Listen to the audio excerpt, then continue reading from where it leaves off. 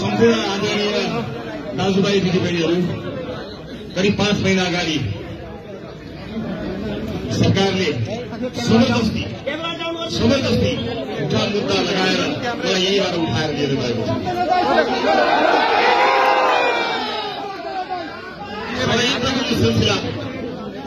सरकारको षड्यन्त्रको सिलसिला सकिएको छैन।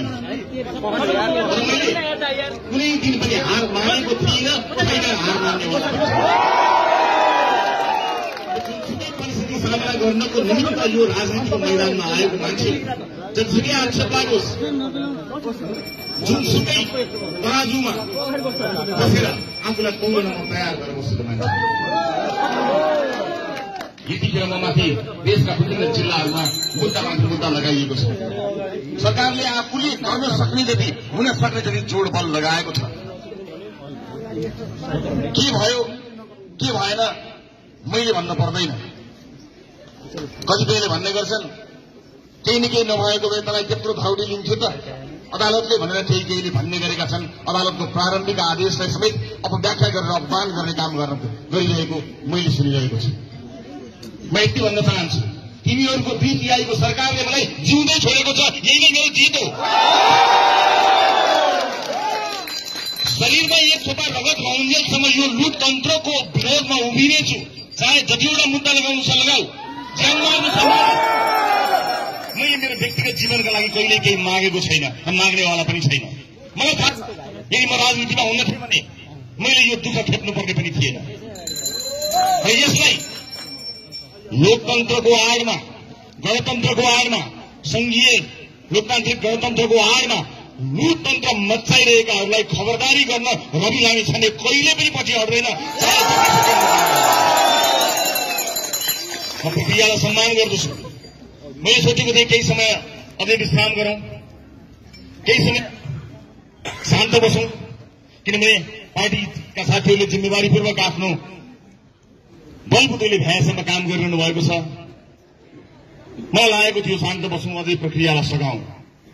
तर सरकारले यसको फाइदा उठाउँदै टाउकोमाथि तरबार झुन्ड्याउँछु भनेर एउटा जिल्लाको अदालतमा त मुद्दा समेत एक ठाउँमा त मुद्दा समेत नबुझाएर राखेको छ। यिनलाई लागेको थियो होला यसको टाउकोमाथि एउटा तरबार राख्यो भने त यो चुपचाप बस्छ, यो डराउँछ भनेर लागेको छ होला। कुनै पनि बेला शिरमाथि राख्दै तरबार खसाल म थाप्न तयार गर्छु। म लड्छु, जुनसुकै शक्तिसँग पनि म लड्छु। तर यो लुटतन्त्रलाई टुलु हेरेर बस्ने लाठी मान्छे चाहिँ म होइन। म आज यहाँ आइसकेपछि यति कुरा भनिसकेपछि सरकारको मुटुमा के हुन्छ मलाई थाहा छ। तर मलाई केही भन्नु छैन। अदालतको षड्यन्त्र, म सम्मानित अदालतको आशा र भरोसा राखेर हरेक अदालतमा पुगेको छु। कुनै दिन त यस्तो हुन्छ कि 4वटा अदालतमा मैले उपस्थित हुनुपर्छ।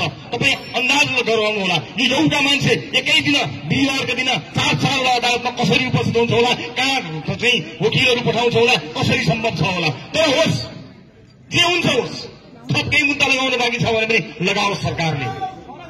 मानिसहरू भनिरहेका छन् जनताको आक्रोशलाई नजरअन्दाज गर्ने कोसिस गरिरहेका छन्। म कहाँ आगो बोलेको छ त्यहाँ तापौला र सेकौला भनेर बसेको मान्छे होइन। हामी स्पष्ट रूपमा आएका थियौँ, हामीले पहिले भएका थियौँ। जनता आक्रोशित छन्, जनतामा एउटा ठूलो आक्रोश आएको छ, निराशा आएको छ। त्यसलाई चिर्नु पर्ने थियो, बदल्नु पर्ने थियो। त्यसलाई व्याख्या गरेर हुँदैन, विश्लेषण गरेर हुँदैन थियो, लेख लेखेर हुँदैन थियो। बनाउनको लागि टेलिभिजन थियो, तर टेलिभिजन पर्याप्त भएन। त्यसैले हामीले सुदृढ भनेर घन्टी बजायौँ। घन्टी बजाएर 21 जना मान्छे संसदमा आएपछि मलाई लागेको थियो सुन्यो होला अलिकति बहिनी अब त हामी परिवर्तन हुनुपर्छ, सच्चिनुपर्छ भन्ने सोचे होला भन्ने लागेको थियो। तर यिनीहरू घन्टी फुटाउनेतर्फ लागे, हामीले सिनेमामा घन्टी बजाएको छ, घन्टी फुटाउनेतर्फ लागे। मलाई दुःख लाग्छ आदरणीय साथीहरू, यतिखेर लगभग प्रतिपक्ष विहीन भएर बसेको छ। म संचारकर्मी साथीहरूलाई यसरी सरकारी पक्ष विनम्रपूर्वक अनुरोध गर्न चाहन्छु, यतिखेर सशक्त दह्रो प्रतिपक्षको आवश्यकता छ। यदि तपाईँको इन्टेन्सन लोकतन्त्र बचाउने हो भने, लोकतन्त्रको घोल ओढेर देश लुट्ने हो भने तपाईँको मुखमा लोकतन्त्र र गणतन्त्र सुहाउँदैन। नलिनुहोस् त्यो नाम होइन। साथै लोकतन्त्र बचाउने हो भने प्रतिपक्ष भन्नुहोस्, यतिखेर प्रतिपक्ष मोर्चा बलियो हुन जरुरी छ। म संसारप्रेमी साथीहरूलाई कुनैको घटनामा आफ्नो लाज छोप्ने प्रयास सरकारले नगरोस्, त्यसको सत्य तथ्य छानबिन। नेपालका नागरिकहरू, नेपालका युवाहरू मरेका छन्। त्यसकारणले कतैपट्टि आरोप र प्रत्यारोप गरेर सरकारले आफ्नो कमजोरीलाई लुकाउने कोसिस नगरोस्। म के भन्नु, संयोगले 2 पटक गृहमन्त्री भएको मान्छे हुँ, तर मलाई दुःख लाग्छ 4000 मान्छे आउँदाखेरि पनि जनतालाई जोगाउन नसक्ने गृह मन्त्रालय के नैतिकताले कुर्सीमा बसेको छ मलाई यति मात्र बताउनुहोस्। 4000 मान्छे आउँदाखेरि घरहरू जल्छन्, मानिसहरू सड़कमा ढल्छन् भने तपाईँ हाम्रो सुरक्षा अहिलेको गृह मन्त्रालयको नेतृत्वले गर्न सक्छ कि सक्दैन? पटक पटक हाम्रो डीएनए टेस्ट गर्ने कुरा हुन्छ, तिमीहरू के वादी हो, कहाँ वादी हो, कस्तो वादी हो। पटक पटक राष्ट्रपाले कतिवटा जाँच दिनुपर्छ। हामीले लेखेर, बोलेर, देखिएर, भनेर ठाउँ ठाउँमा हामीले बताइसकेका छौँ हामी के हौं, को हौं। वर्तमान संविधानलाई मानेर, व्यवस्थालाई मानेर, परिवर्तनलाई स्वीकार गरेर आएको राजनीतिक दल हो रासोपा। कतिपटक सुन्न चाहनुहुन्छ? गणतन्त्रवादीको कित्तामा छैनौ कि भनेर लुटतन्त्रलाई प्रश्रय दिनका लागि गणतन्त्रवादी होइनौ कि लोकतन्त्रवादी होइनौ कि भनेर हिलो छाप्ने जुन प्रयास गरिरहनु भएको छ, म तपाईँहरूलाई स्पष्ट पार्न चाहन्छु। जहाँ तपाईँ उभिरहनु भएको छ त्यो गणतन्त्र होइन, तपाईँले गणतन्त्रको खोल ओर्नु भएको छ, लोकतन्त्रको खोल ओर्नु भएको थियो। रासोपा खोल ओर्दैन, रासोपाले आफ्नो कुरा स्पष्टसँग राखेको छ। तर तपाईँको करतुत लुकाउनका लागि तपाईँको कित्तामा उभिएर फोटो खिचाउने रहर रासोपालाई छैन। जनताको पक्षमा रासोपा छ, परिवर्तनको पक्षमा रासोपा छ। त्यसैले उपस्थित आमाबुवा, दाजुभाइ, दिदीबहिनीहरू, हामीले फेर्नुपर्ने धेरै कुराहरू छन्। त्यसैका लागि हामी प्रतिबद्ध भएर आएका छौँ। हामी हिंसाको विरोधी हौं, कुनै पनि किसिमको लुटपाट, हिंसाका गतिविधिहरू नहुन् भन्ने कुरामा हामी सचेत छौं र लोकतन्त्रभन्दा उन्नत तन्त्र कहीँ कतै आजसम्म देखिएको छैन। यो कुरामा हामी स्पष्ट छौं, प्रतिबद्ध छौं। तर लोकतन्त्रको नाम दिएर आफ्नो वर्षौंको लुटलाई अनुमोदन गर्ने जुन दुष्प्रयास नेतातन्त्रले गरिरहेको छ, लुटतन्त्रले गरिरहेको छ, त्यसका विरुद्ध त ज्यान गए पनि हामी पछि हट्नेवाला छैनौं, निरन्तर लागिरहनेछौं। उपस्थित दाजुभाइ दिदीबहिनीहरू, कुन बेला कतिखेर सरकारले मेरो आवाज टुट्नेछ मलाई थाहा छैन। मेरो आवाज टुटियो भने त्यो आवाज बन्न तपाईँले प्रतिबद्धता व्यक्त गर्नुपर्नेछ। रासोपा कमजोर पार्न सकिन्छ कि, रासोपालाई फुटाउन सकिन्छ कि, रासोपालाई टुटाउन सकिन्छ कि, विभाजित गर्न सकिन्छ कि भन्ने कुरामा मान्छेहरू लागि परिरहेका छन्। म तपाईँलाई प्रतिबद्ध हुनको निमित्त आह्वान गर्न चाहन्छु। हामीसँग एउटै उपाय छ, जुन बाटो हामी रहेका छौं, लोकतान्त्रिक उपाय। लोकतन्त्रको बाटो गरेर हामीले शान्त विद्रोह गर्यौं, तर हामीमाथि प्रतिशोध साँगो राज्यले के चाहिएको हो सरकारलाई। मैले पार्लियामेन्टमा उभिएर भनेको थिएँ, 2/3 सरकार, यो दुईटा ठूला राजनीतिक दल मिलेर बनेको सरकार, यो त सफल हुनेवाला त छैन। अलग अलग तपाईँहरूले के गर्नुभयो देखिहालियो। शब्दहरूमा अन्यथा नलिनु होला। दुईटा चोर मिलेर साधु हुँदैन। यसलाई मिठे गरी पनि भन्न सकिन्थ्यो होला, तर मेरा तीता अनुभवहरूले थाहा छैन मेरो स्वरमा ती मिठास आउँछन् कि आउँदैनन्, अथवा त्यो मिठास आउन कति समय लाग्छ मलाई थाहा छैन। त मैले पार्लियामेन्टमा स्पष्ट रूपमा भनेको छु, यो ऐतिहासिक भूल हुन्छ। यदि यो सरकारले डेलिभरी दिन सकेन भने त्यसको परिणाम के हुन्छ भन्ने कुरा तपाईँले सोच्नु भएको छ। मैले संसदमा उभिएर भनेको थिएँ, आज परिणाम देखिएको छ। संविधान संशोधन गर्छु भनेर बसेको सरकार झन्डै संविधान नै फेल हुने अवस्थामा पुग्दाखेरि पनि अझै चेतेको छैन। यतिखेर पनि सोचेर बसेको छ रविना मिसनलाई कहाँबाट थुन्ने होला भन्ने योजना बनाएर बसेको छ। थुन मलाई थुनेर संविधान बाँच्छ, व्यवस्था बाँच्छ, देश बाँच्छ, जनता खुसी हुन्छन् भने तयार। मैले हात पहिला पनि देखाएको छु, अझै पनि लगाऊ हत्केरी म तयार भएर बसेको छु। मलाई कुनै खुसी छैन, तर गलत भइरहेको छ।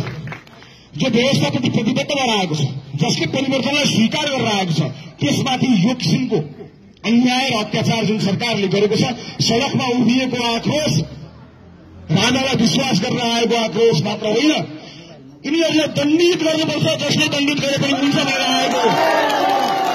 मलाई थाहा छैन बाहिर आएका मानिसहरू कति राजावादी हुन्, कतिले राजालाई मानेर आएका हुन्, मलाई थाहा छैन। तर यिनको तन्त्र यिनको नेता तन्त्र अन्त्य हुनुपर्छ भनेर त्यो आक्रोश भोग्न चाहिँ आएका हुन् मलाई थाहा छ। यही चाहिँ मलाई थाहा छ। उपस्थित आमाबुवा दाजुभाइ दिदीबहिनीहरू, अब हामीसँग धेरै उपाय छैन। हामी हिंसात्मक आन्दोलन गर्न चाहँदैनौँ। राष्ट्रपालले पोखरामा आन्दोलन गरे, तिमीहरू पनि उस्तै हो भनेर कसैले भने उस्तै होइन।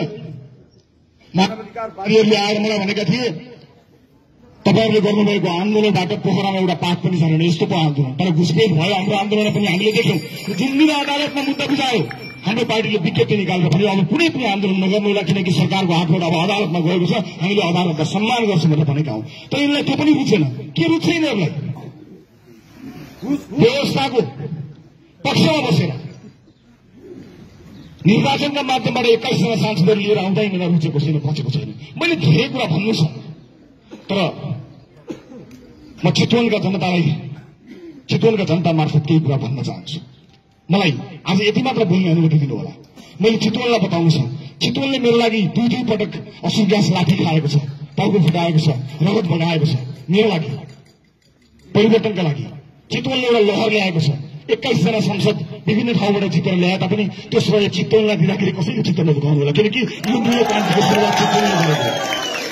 मैले प्रायः चितवनलाई गएर बताउनु पर्नेछ मलाई के भयो। 84 दिन यिनीहरूले मलाई के गरे? दासढुङ्गाको बाटोबाट मध्य हातमा कुन नियतका साथ यिनीहरूले मलाई लिएर गएको मैले चितवनलाई भन्नु छ। मैले जनतालाई बताउनु छ। मैले बताउन पाउँछु पाउँदिन मलाई थाहा छैन। मेरो टाउको माथि तरवार झुन्डाएको छ मलाई थाहा छ। तर म चितवनलाई बताउन चाहन्छु, आगामी शनिबार आउने शनिबार म चितवन जाँदैछु। म त्यो चितवनको सभामा चितवनका जनतालाई सरकार कसरी ढल्यो, कसले ढलायो, के षड्यन्त्र भयो, कसको हातमा हतकडी लाग्नु पर्ने थियो, कसको हातमा हतकडी लाग्नु पर्ने थिएन, त्यो कुरा सबै चितवनलाई बताउन चाहन्छु। इमानदारीपूर्वक बताउन चाहन्छु। उपस्थित दाजुभाइ दिदीबहिनीहरू, यस बीचमा तपाईँले गर्नुभएको सम्पूर्ण प्रयासका लागि म तपाईँलाई धेरै धेरै धन्यवाद दिन चाहन्छु। जुन माया, जुन विश्वासका साथ तपाईँ अडिरहनु भयो, म ऋणी छु, धन्यवाद दिन चाहन्छु। तर बेचेर खान्न, तपाईँले दिनुभएको माया विश्वासलाई बेचेर खान्न। मलाई कुनै कर्मलिप्ता छ सरकारले। सत्ताले सुनोस्, रवि लामिछाने किस्तीमा आएको प्रधानमन्त्रीको पद त्यागेर कहिले हुन मन्जुर भएको मान्छे हो।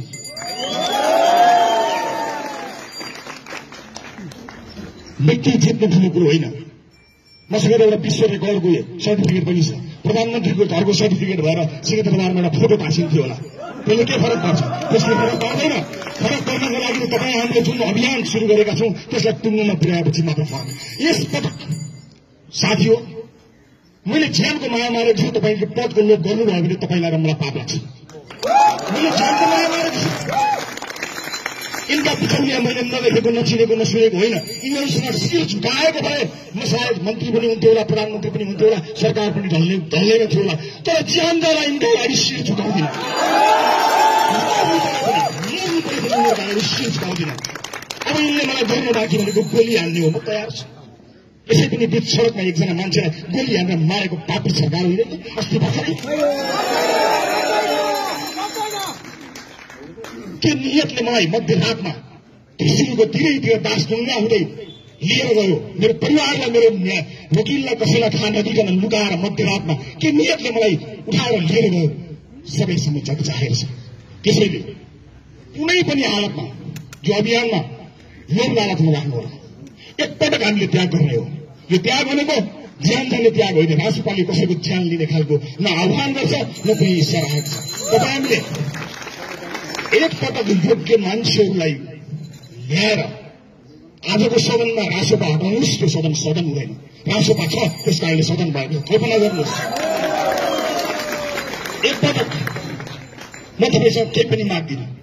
एकपटक यो पदको लोभ छोडेर मैले कुन पदमा आज रासोपामा